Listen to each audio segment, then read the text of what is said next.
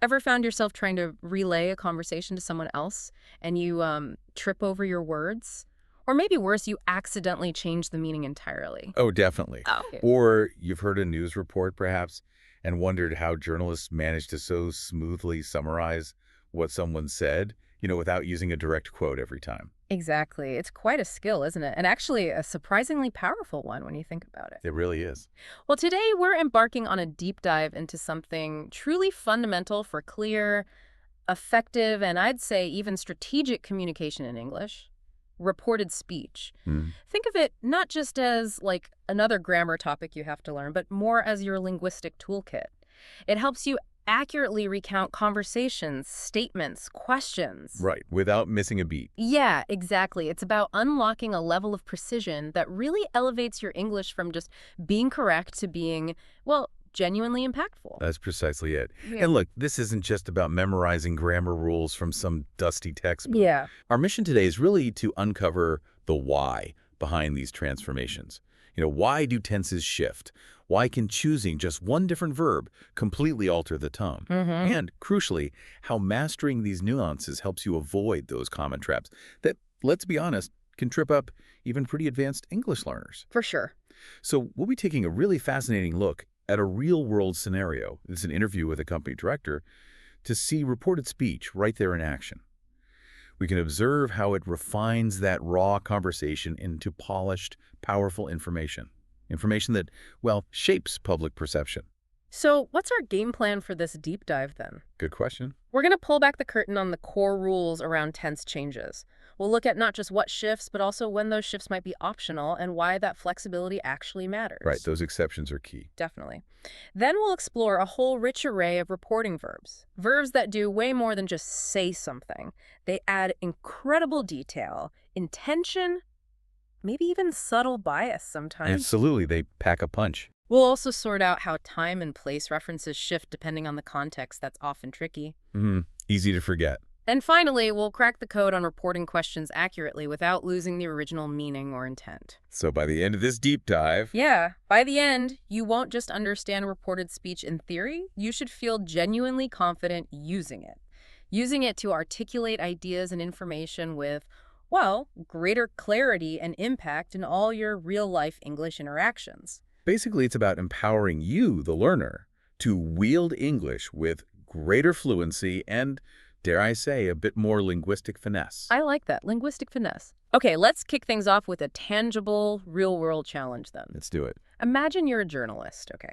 You're covering a significant corporate announcement, maybe a bit of a crisis situation. High pressure. Exactly. And you've managed to secure an exclusive interview on the record with the company's top executive, your task. To swiftly transform that direct, sometimes rambling, maybe even convoluted conversation Yeah, they rarely speak in perfect sound bites. into a concise, accurate, and objective news report for a broad audience. That's precisely the scenario we're going to explore today, using the case of Angleside, a local company that's been making headlines. It's all detailed in our source material. And this hands-on approach should really help us see the practical application of reported speech right from the get-go. Right. So let's put ourselves directly into the interview room. We're sitting opposite Christopher West. He's the managing director of Angleside. Yeah. The newspaper headlines are already swirling, and they're painting a rather grim picture. Things like, jobs to go at Angleside. And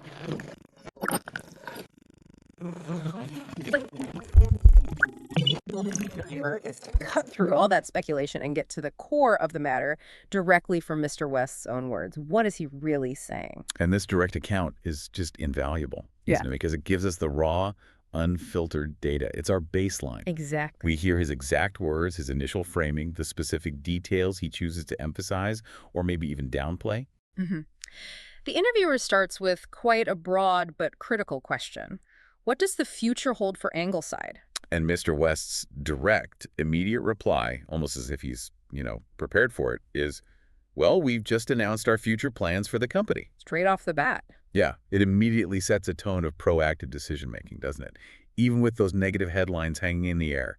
It's about shaping the narrative right from the start. And the interviewer, very smartly, doesn't waste any time. Gets right to the heart of it, asking, and how many jobs will have to go? tough question. The tough question. And Mr. West's answer is equally direct. He gives those stark, concrete numbers and locations. We'll be losing 100 jobs here in Swindon, and another 50 jobs will go from our Birmingham branch. Wow. So 150 jobs total, spelled out clearly. Right. And the precision of those numbers, the specific locations, Swindon, Birmingham, that's crucial. This isn't some vague corporate jargon. No, it feels very real. It's tangible. And the immediate impact of hearing those figures directly from the managing director, well, it's quite profound, isn't it? Absolutely. Yeah. For any employee, any community member, these aren't just statistics. They represent real lives, real families. Exactly.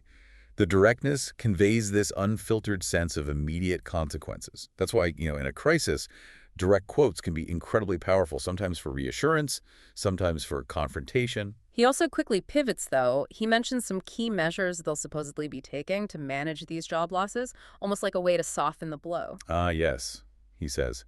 However, we'll be offering voluntary redundancy and early retirement and hope to cover most of the job losses this way. Hope to cover. Interesting phrasing. Very.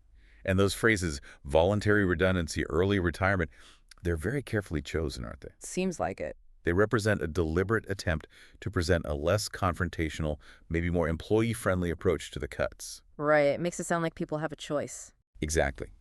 It softens that direct blow of losing jobs by suggesting employees will have some choice, or at least a degree of agency in the matter. It's an attempt, really, to mitigate the negative public perception, and it's embedded right there in his statement. A careful listener definitely picks up on those subtleties, those attempts at narrative control. The interviewer then pushes a bit deeper, trying to understand the why behind these drastic decisions, asks directly, and what has led to this situation? Are these cuts a result of Angleside's poor performance over the past 5 years? That's a crucial question, right? Directly challenging the narrative that might already be out there. Yeah, the one implied by the headlines. And Mr. West's response to that is genuinely surprising. Almost counterintuitive given those dire headlines. He states, very directly, no, the company hasn't been doing badly. Really? Yeah. He continues, this has nothing to do with the figures. It just makes good business sense. Okay, good business sense. That's a critical moment for our deep dive into reported speech, isn't it? Absolutely.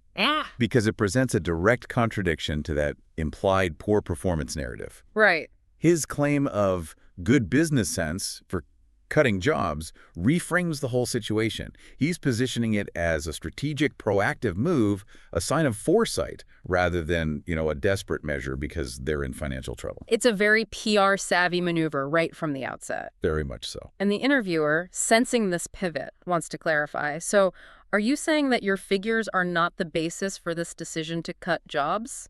Just to nail it down. Good follow-up. To which Mr. West responds with absolute certainty, reinforcing what he just said. Absolutely. We decided to change the way we operate our business 2 years ago. So sticking to his guns, it was a strategic decision made earlier. Exactly. It clarifies his strategic stance completely. Precisely. And his direct affirmation later, yes, of course, we're completely confident about this. That stands in such stark contrast to those initial newspaper headlines expressing doubts over company's future. That disparity is huge. It is. This significant difference between the public narrative and Mr. West's stated confidence creates this clear, undeniable need for a journalist to report these potentially conflicting statements. To explain the company's side, yes, but also acknowledge the public concerns. It perfectly sets up why reported speech is so essential. It's not just grammar. It's a journalistic tool for clarity and objective representation, right? Couldn't have put it better myself. Yeah. It's the bridge between the raw words and the public understanding. The interview then wraps up with a question about potential workforce discontent. And Mr. West delivers another sort of reassuring soundbite. We'll do our very best to make things as easy as possible for our employees. Another direct promise intended to soothe concerns. Classic management speak, perhaps? Perhaps. So there you have it. The direct words, the raw, unfiltered conversation, full of nuances, strategic positioning. Raw material. Exactly. But a news report isn't just about quoting everything verbatim. It's about crafting a coherent, objective narrative. Yeah, you have to synthesize it. So how does a journalist take this raw conversation and shape it into something precise and impactful for a broadcast or print? That's the transformation we're about to witness. And it's where reported speech truly, truly shines. Okay, let's see the magic happen. And here's where we really start to decode that magic. We'll now shift our focus to the radio report, the polished, professional piece of journalism that a reporter puts together based on that very interview. Right. You'll immediately notice how the words change, how the journalist distills the essence of Mr. West's statements into a smooth, concise narrative using the power of reported speech. Okay, let's listen metaphorically. The report probably begins by setting the context, maybe a direct factual summary based on Mr. West's numbers. Exactly. It starts, at local company Ingleside, up to 150 employees will lose their jobs. Straight to the point. Establishes the core fact. Then, the journalist presumably starts weaving in Mr. West's specific points, but transformed. Transformed through reported speech. Yes. Let's take Mr. West's original statement about redundancy, which was quite long. We'll be offering voluntary redundancy and early retirement and hope to cover most of the job losses this way. How does that get turned into a news soundbite? Okay, the journalist reports this as, Christopher West, the managing director, announced they would be offering voluntary redundancy and hope to cover the job losses in this way.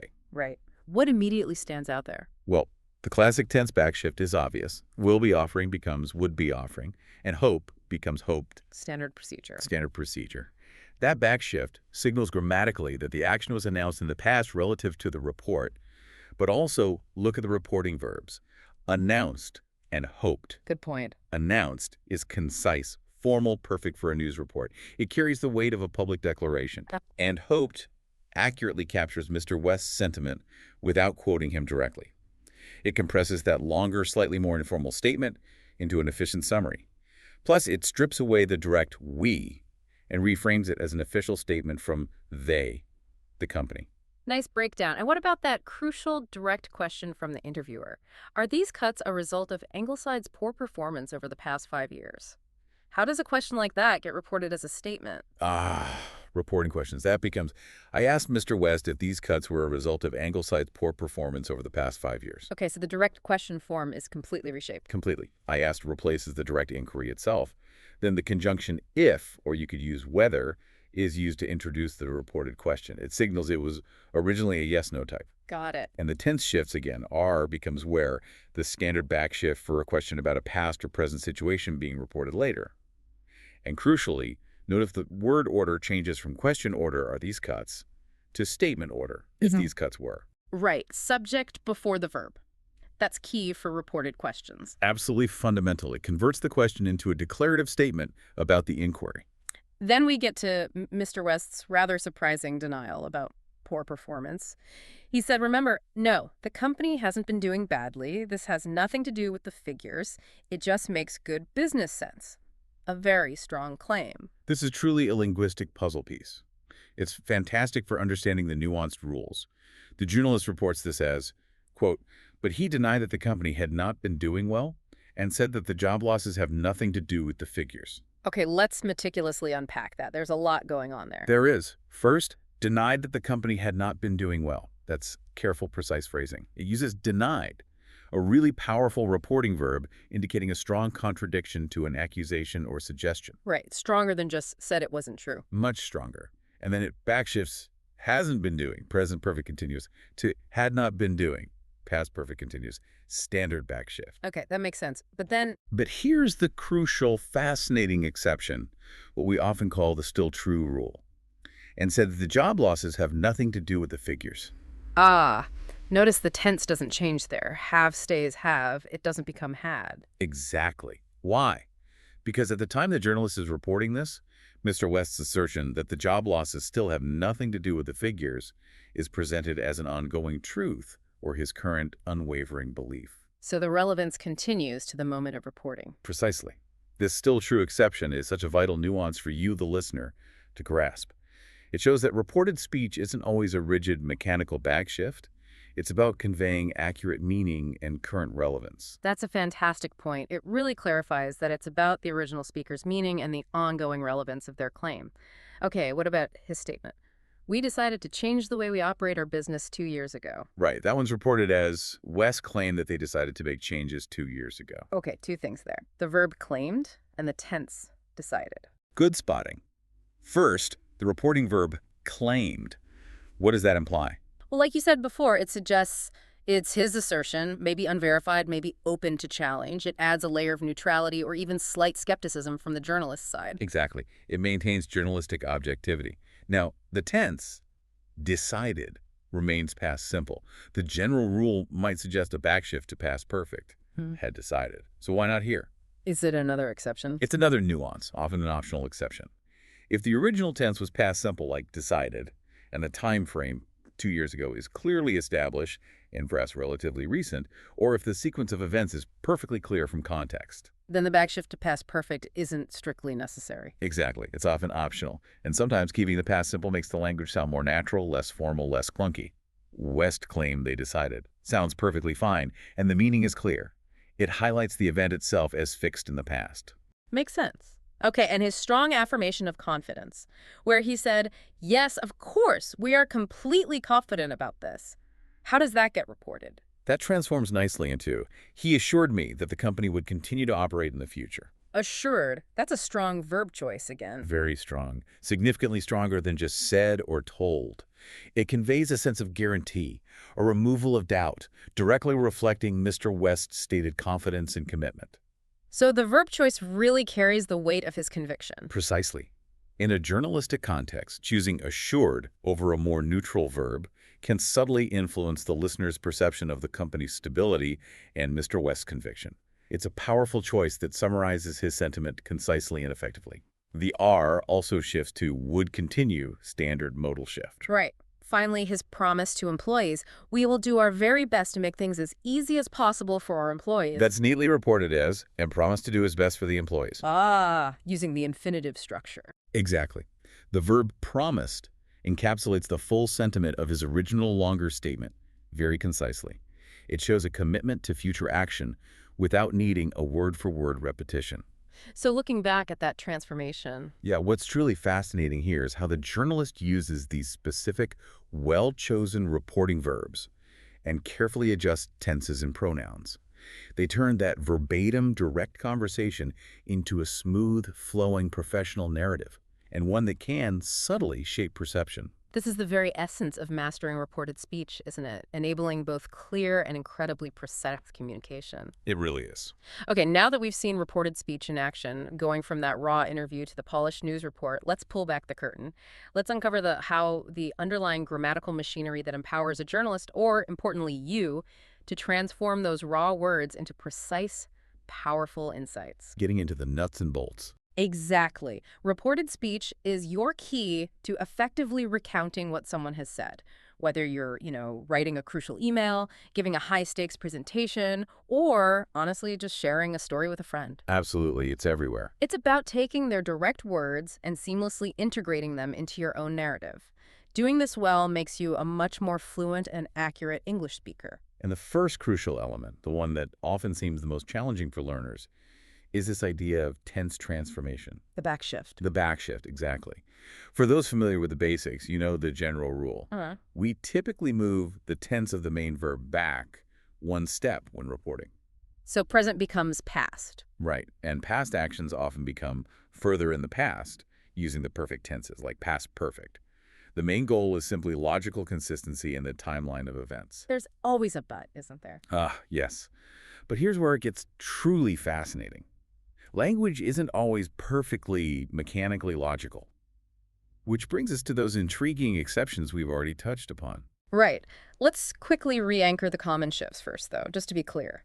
Good idea. So someone says, I'm working on a new project that's present continuous. Right. When reported, it becomes, she said she was working on a new project, past continuous. The ongoing nature of the action is maintained, but it's now situated in the past relative to your reporting time. Okay, makes sense. Or if they declared, I finished the report yesterday, past simple. You generally report, he said he had finished the report the day before, past perfect. That past perfect clearly signals that the finishing happened before the saying. It gives a precise sequence. Before the moment he spoke. Got it. And the future, typically indicated by will, shifts to would. So, I will meet you tomorrow. Becomes he said he would meet me the following day. Exactly. It maintains the future intention, but from that past perspective of when he said it. It's almost like the reported speech operates on its own internal clock, doesn't it? Moving everything back a notch from when the original words were actually uttered. That's a great way to think about it. But you mentioned exceptions earlier. That's where the real nuance lies, isn't it? Can we revisit that still true scenario from the Angleside example again? It felt really important. Yes. Absolutely, it's such a vital exception. Remember Mr. West's powerful assertion. This has nothing to do with the figures. And the journalist reported it as, he said that the job losses have nothing to do with the figures, no backshift from has to had. Exactly, no backshift there. Because at the moment the journalist is reporting, Mr. West's claim is presented as an ongoing fact or a belief that is still relevant now at the time of reporting. Ah, okay. So if the reported statement expresses a general truth, like the earth is round, a scientific fact, a current habit, Okay. she said she goes jogging every morning, Yeah. or a belief that is still held by the speaker at the time of reporting. The tense often doesn't need to change. Right. It's often optional, and frequently sounds more natural not to change it in those cases. This is critical for conveying the original meaning accurately and avoiding unnecessary, slightly odd temporal displacement. Imagine reporting, "The sun rises in the east," as she said, "The sun rose in the east." Yeah, Rose sounds a bit weird there. Rises maintains the timeless truth. Precisely. And what about that other Angleside point? We decided to change the way we operate 2 years ago, where decided stayed past simple in the reported version, not past perfect. Another excellent example of natural language use over rigid rules. When the original statement is in the past simple or past continuous, and the sequence of events is crystal clear, maybe because of specific time references like 2 years ago or yesterday, or if the action happened just recently. The backshift to past perfect is often optional. Yes, exactly. It's often optional. We might say, West claimed they decided to make changes 2 years ago, or equally correct grammatically, West claimed they decided to make changes 2 years ago. So why choose one over the other? Choosing to keep the past simple often makes the sentence feel less formal, maybe less heavy or clunky, and the meaning remains perfectly clear because of the context 2 years ago. It highlights that the event itself is fixed in the past and easily understood. So understanding these exceptions helps you sound more natural, avoid unnecessary stiffness, and just communicate with greater accuracy and authenticity. Absolutely. It's about more than just rules. It's about choosing the most effective way to convey your message clearly and naturally. Okay, let's talk about reporting verbs. This feels like where you can really add some flair and precision. Oh, definitely. This is where you truly elevate your English beyond just basic comprehension and recounting. Instead of just repeating he said, she said, which, let's face it, can become incredibly monotonous. Very dull. Reporting verbs allow you to infuse your narration with the speaker's intention, their emotion, or the very nature of their statement, all within a single, powerful word. Like packing more meaning into fewer words. Exactly. They condense information, they add incredible nuance, and they paint a much clearer picture for your listener.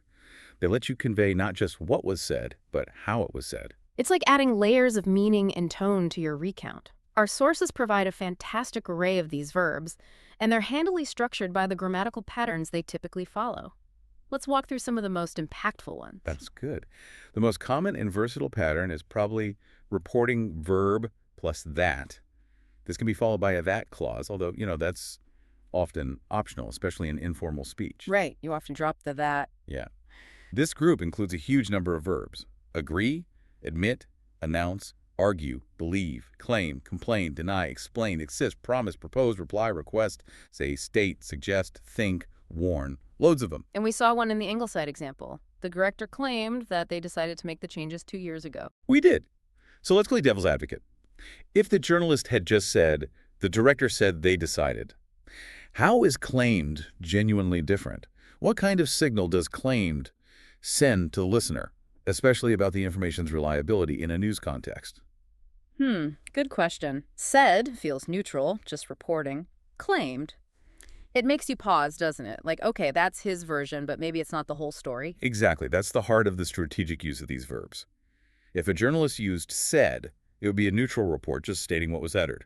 But claimed immediately implies this is the speaker's assertion, perhaps an unverified statement or one that might be open to dispute. So it subtly invites critical thinking. It does. In high-stakes environments, think courtrooms, political debates, news reports, The choice between said and claimed isn't just grammar. It's about casting doubt or asserting truth.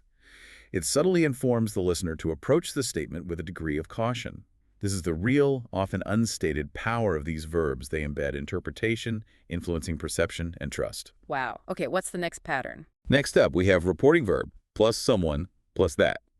Here, the verb takes an indirect object, the person being addressed, before the that clause. This group includes verbs like assure, inform, persuade, remind, tell. And we had an Angleside example for this too. He assured the interviewer that the company would continue to operate. Right, and assured here is clearly much stronger than if the journalist had merely written, he told the interviewer that. What's the impact of using that stronger word, assured? Well, told is just information transfer. Assured feels like he was trying to remove doubt, give a guarantee, project confidence. Far stronger, exactly. Assured implies that guarantee, that removal of doubt, a firm conviction. It conveys a strong sense of Mr. West's confidence and commitment in his promise about the company's future. When you choose assured, you're not just passing on information, you're passing on a feeling of certainty, of reliability. Which in a business context could be vital for investor confidence or employee morale. Oh, absolutely vital. Okay, next pattern. Then there's reporting verb plus to infinitive. Here, the reporting verb is followed directly by to plus the base form of another verb. Common ones are agree, ask, claim, offer, promise, propose, refuse. Our Angleside example used this perfectly. He promised to do his best for the employees. This structure feels wonderfully concise, doesn't it? It elegantly summarizes a future action or a commitment without needing a whole clause like that he would. It absolutely is. It streamlines the sentence while maintaining perfect clarity, often making the reported speech flow much more naturally. It makes sense. And closely related is reporting verb plus someone plus to infinitive. Here, you specify who is being advised or asked or urged to do something. This set includes verbs like advise, ask, encourage, invite, persuade, remind, tell, urge, warn.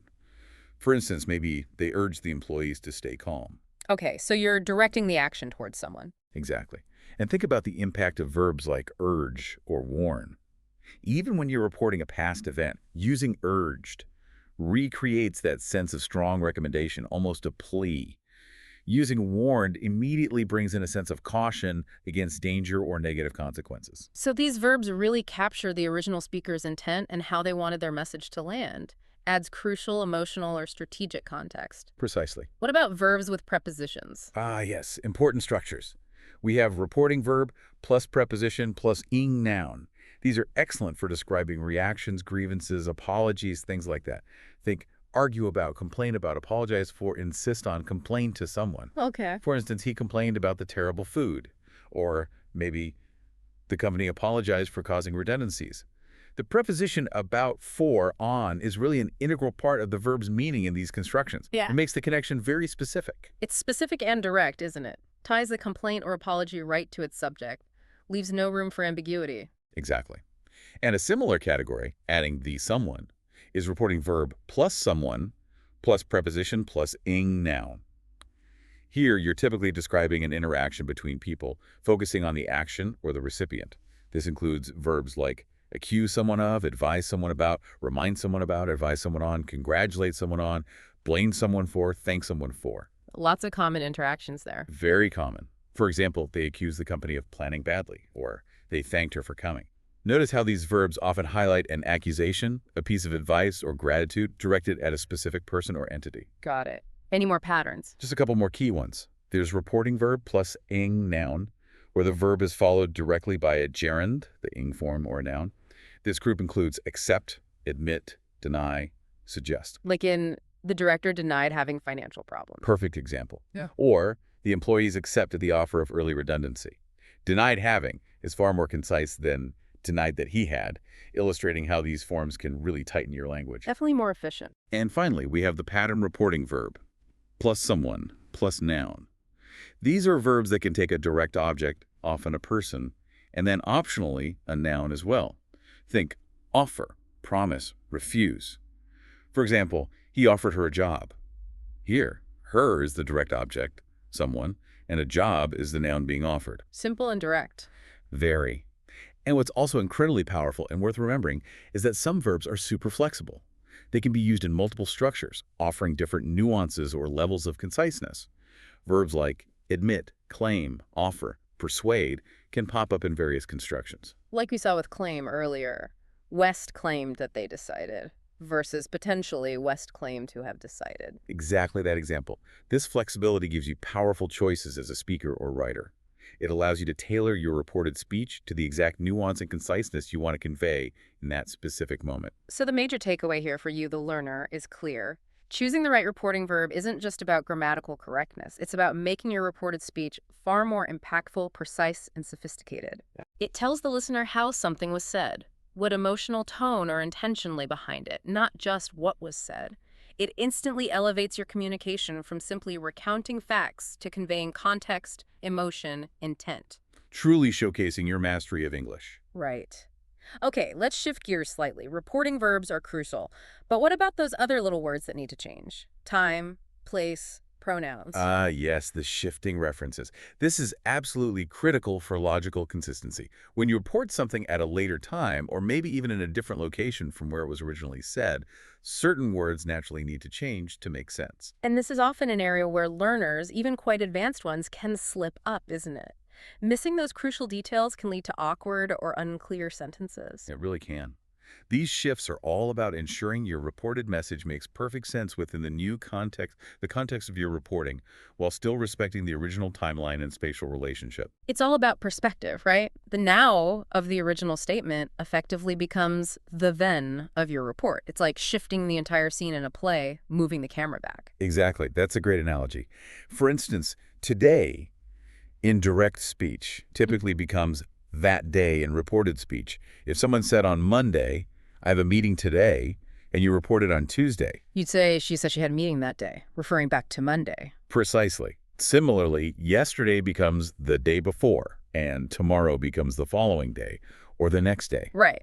So if someone told me on Tuesday, I'll see you tomorrow, meaning Wednesday, and I'm reporting that conversation on Thursday, I wouldn't say he said he would see me tomorrow, because tomorrow, in my current context, Thursday would mean Friday.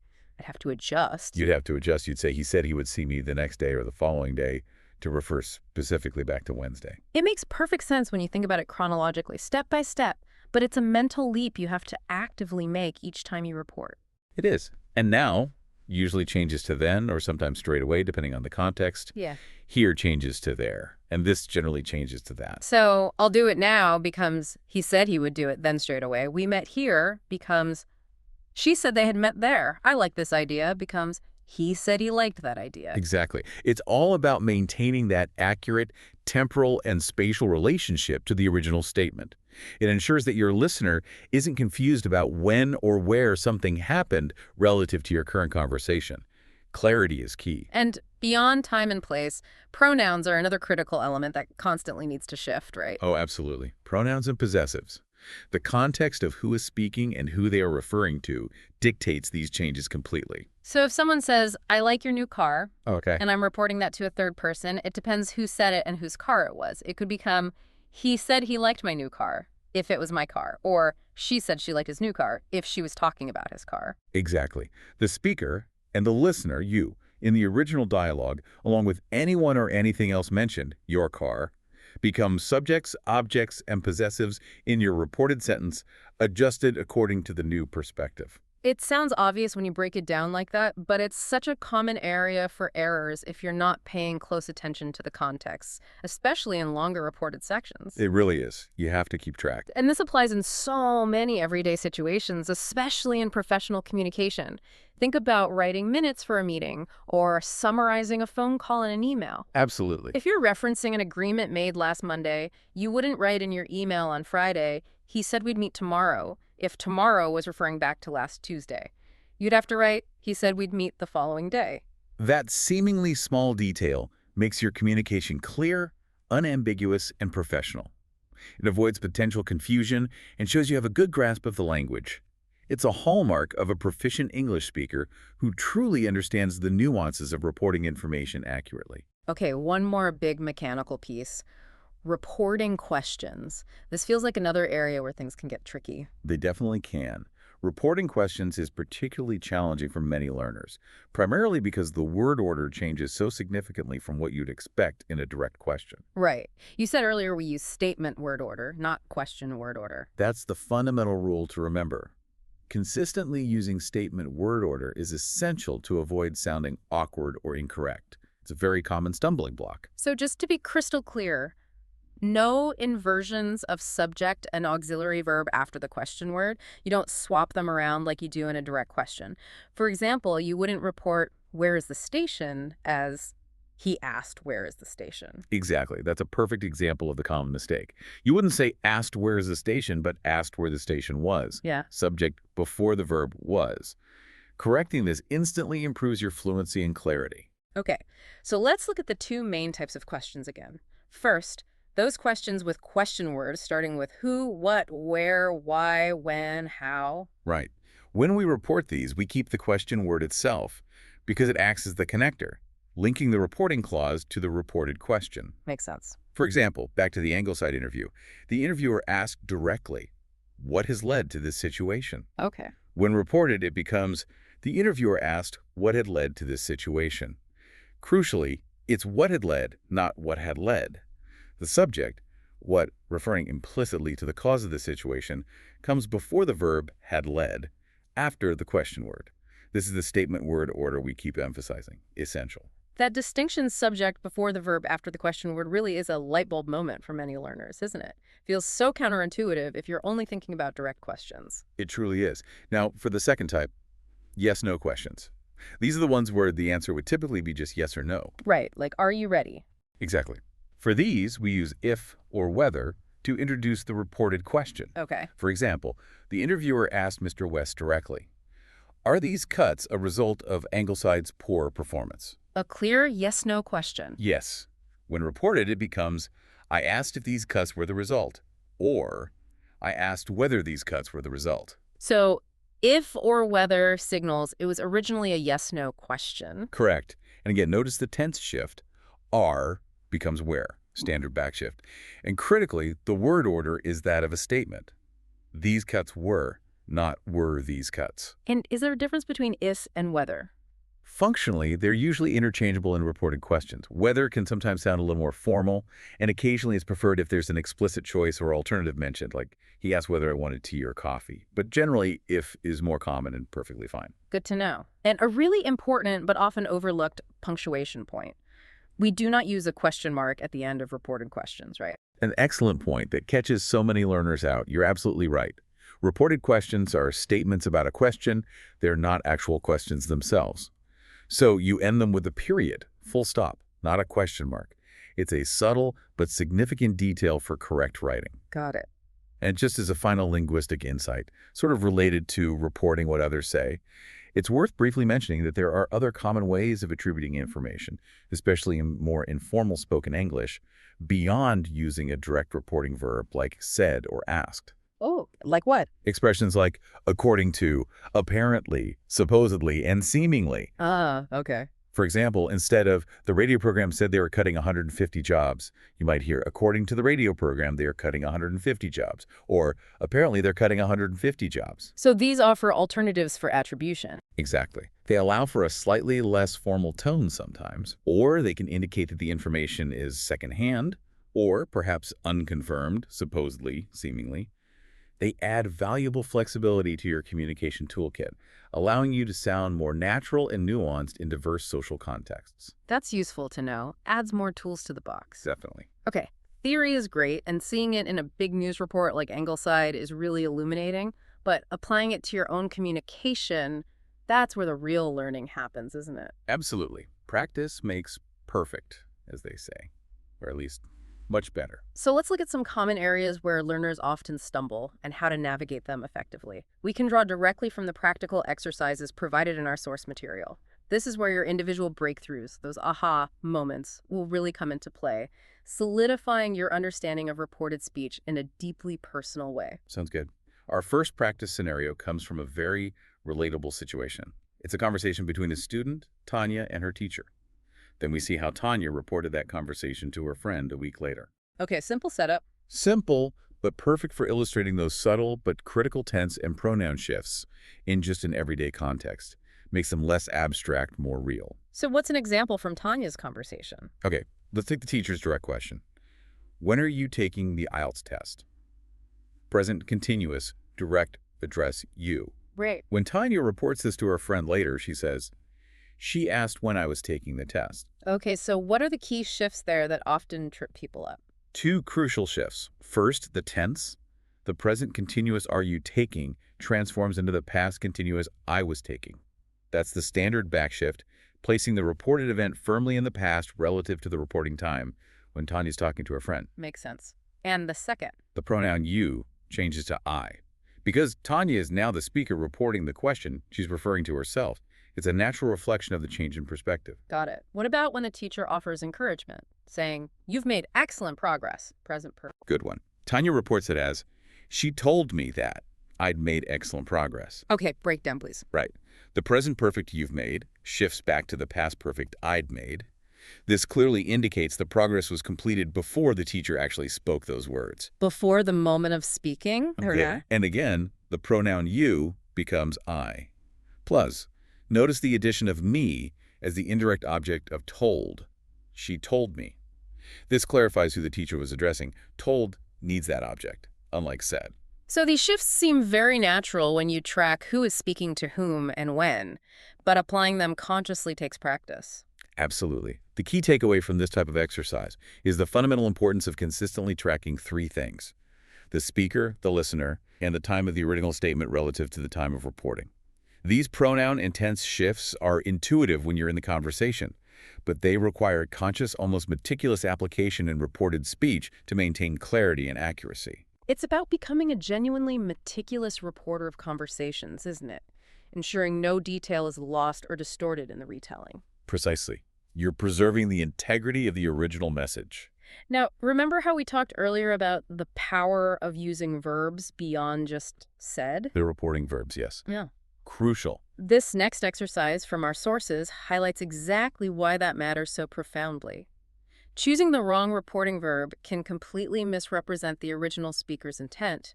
It can lead to fundamental misunderstandings or just a wildly inaccurate portrayal of the message. This is where the art of nuance truly comes into play. It's not just about grammar. It's about meaning. Let's look at some specific examples from our sources exercise to really get a feel for this. One sentence reads, "The organization campaigns, and they insist urge people to start walking and cycling more." Which verb is right and why? Okay, the correct verb here is definitely urge. Why urge? Because urge implies encouragement, a strong recommendation, maybe even a heartfelt plea to take action. That fits perfectly with the context of an organization campaigning for a positive behavioral change, like better health. And insist. Insist, on the other hand, means to demand something firmly, often implying there's no choice, or perhaps a confrontational tone. "I insist you leave." That really doesn't align with the spirit of encouraging public health choices. The subtle semantic difference here matters significantly for the intended impact and tone. Big difference in feeling. Okay, here's another one. Very common situation. "I was very unhappy, so I complained and insisted to the manager." Right. Here, complained is clearly the correct choice. I think most learners would naturally get this one right. What? Because the context is about expressing dissatisfaction, a grievance. Complained directly conveys the act of voicing displeasure or stating an issue. Using insisted here would imply a demand. "I insisted on a refund," or a persistent assertion, which isn't the primary action being conveyed just by being unhappy. Makes sense. One more. "My boyfriend is always forgetting things, so it was a good thing I suggested him to bring his passport." Remind versus suggest, another common confusion point. Which one is it? It has to be reminded. You remind someone of something or to do something specifically to help them remember something they might otherwise forget. Like jogging their memory. Exactly. Suggested, however, implies giving a new idea or proposing an action. "I suggested we go by train." It doesn't fit the context of prompting someone about something they already knew they needed but might forget. Got it. These examples really do illustrate the subtle but important semantic differences between commonly confused verbs. They really do. Think about advise versus suggest. Advise implies giving counsel or guidance, often based on expertise. "The doctor advised me to rest." Suggest is more about proposing an idea for consideration, often more tentative. "I suggest we try the new restaurant." Or warn versus announce. Right. Warn is specifically to caution against danger or negative consequences. He warned them about the icy roads. Announce is simply to make something known publicly, often formally. They announce the winner. Mastering these distinctions is where real linguistic mastery of reported speech and, frankly, English fluency overall truly begins. Because it allows you to convey the precise shade of meaning. Exactly. Avoiding ambiguity, enhancing clarity, making your message land exactly as intended. And it's all about that clarity and impact, isn't it? Thinking about professional settings again, beyond just everyday chat, saying he warned them of the risks. Conveys urgency, potential danger. Right. Whereas he informed them of the risks. Much more neutral, just a transmission of facts. The right verb choice can entirely change the perception of the message and maybe even influence decisions or reactions based on that report. Absolutely. Words have power. Okay, this next exercise seems really valuable. It directly spotlights typical mistakes that learners make when trying to use reported speech naturally. Yes, this one is fantastic because by understanding these common traps, you can preemptively avoid them. It significantly improves your accuracy and boosts your confidence. It's like having a map of the potential pitfalls so you know where not to step. Let's dive into some of these classic errors then. Here's a very, very common one we hear all the time. I met Annie and she said she was getting married. What's fundamentally incorrect here, and why do you think it's such a persistent error? The mistake, as you rightly point out, is said me. This is the classic say versus tell confusion. Oh, yes. The verb say does not normally take a direct object pronoun like me, him, us, without the preposition to. You say something or you say something to someone. The verb tell, however, does take a direct object pronoun. You tell someone something. So the correction is? The correction is either she told me she was getting married, using told with the object me, or she said that she was getting married, using said without the object pronoun me. You could also say, she said to me that she was getting married, but told me is often more natural. Why is it so persistent, do you think? I suspect it's because tell requires the object, and learners might overgeneralize that pattern to say, or perhaps interference from their first language structure plays a role. But it's a fundamental difference in standard English usage. Good to clarify. Okay, another tricky one, especially when reporting questions. At the interview, he asked, did I want to start the job tomorrow? What's the core error in the reported question part there? This is a perfect example of not using statement word order in a reported question, that crucial rule we explored earlier. Right, keeping the direct question structure. Exactly. The did I want part retains the auxiliary verb did and the subject verb inversion did I from the direct question did you want. This is incorrect in reported speech. Remember, reported questions embed the question within a statement about the asking. So the correction involves switching to statement order. Precisely. The correction is, he asked if I wanted, or he asked whether I wanted to start the job the following day. Notice the auxiliary verb did disappears, as it does in positive past simple statements. If or whether is introduced, and the subject I comes before the main verb wanted. This is a really common and important correction for learners to internalize. Definitely makes it sound much smoother and more correct. Okay, what about this one, related to those verb patterns we discussed? We agreed making our presentation to the group first. What's the specific grammatical pattern violation here? Here, the mistake is with the verb structure that follows agreed. The verb agree, when followed by an action that someone will do, typically takes a to infinitive, not an ing form, a gerund. So it's about knowing the pattern for agree. Exactly. So the correct phrasing is, we agreed to make our presentation to the group first. This highlights the importance of learning and remembering which specific structures, gerund, infinitive, or that clause particular reporting verbs combine with. It's often a case of memorizing these patterns, as they aren't always intuitive or predictable. Practice and exposure needed there. Okay, one more common reported question error. During the speaking module, the examiner asked me, what were my hobbies? Again, I feel like I hear this structure quite often from learners. You probably do. It's, again, that reported question word order trap, this time just with a question word what. What were my hobbies? Uses direct question word order. Verb were before subject, my hobbies. So flip it around for reported speech. Exactly. In reported speech, after the question word, you need the subject before the verb. So it should be what my hobbies were. The subject, my hobbies, comes before the verb were. Correcting these types of word order errors in reported questions doesn't just make you grammatically correct, it makes your English sound significantly more natural and fluent. It reduces any jarring effect for the native-speaking listener. These aren't just minor slips then. They can genuinely hinder clarity and understanding, especially in more formal contexts like an exam or interview. Absolutely. Getting them right makes a big difference to how your English is perceived. Okay, this final exercise from our source material really seems to bring everything we've discussed together nicely. Yes, this one is great. It challenges you to transform direct speech into reported speech, but using specific reporting verbs provided. This forces you to be concise and accurate while consciously applying all the rules and exceptions we've explored. So it's about synthesis and application. Exactly. It's an excellent way to consolidate your learning and really experience the flexibility and sometimes the constraints of the language in practice. Let's tackle a couple that pull in different elements. The original statement is a clear denial. I didn't cause the accident, it wasn't me. And the instruction is to use the verb deny to report it. How many ways could we phrase this correctly using deny? Okay, deny is a great example because it's quite versatile, fitting several patterns we discussed. Right? You could say, he denied causing the accident. That uses the ing form, Yeah. done, directly after deny. Simple and concise. Okay, that works. What else? You could also use what's called the perfect gerund. He denied having caused the accident. Using having plus past participle here subtly emphasizes that the causing, or alleged causing, happened before the act of denying. It adds a slight temporal nuance. Interesting. Denied causing versus denied having caused. Subtle difference. Subtle, but sometimes useful. Alternatively, you could use the that clause. He denied that he had caused the accident. Here you need the back shift to past perfect, had caused, after denied that. So 3 perfectly correct options there.